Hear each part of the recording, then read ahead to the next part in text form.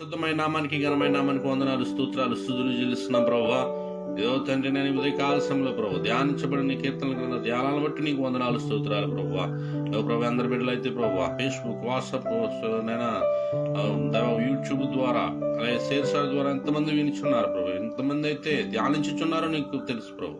వారందరినీ కూడా మీరు దీవించండి, ఆశీర్వదించండి. ప్రతి బిడ్డను ప్రతి కుటుంబాన్ని మీరు ఆశీర్వదించండి. నేను అనేక మంది ప్రభు రోగాలతో బాధపడుచున్నారు ప్రభు. ఎవరైతే రోగాల బారిన పడి ఉన్నారో వారిని ప్రభు లేవనెత్తండి, స్వస్థపరచండి ప్రభు. స్వస్థపరిచి యెహోవా నేనే అని నీ వాక్యం జరుగుతుంది ప్రభు.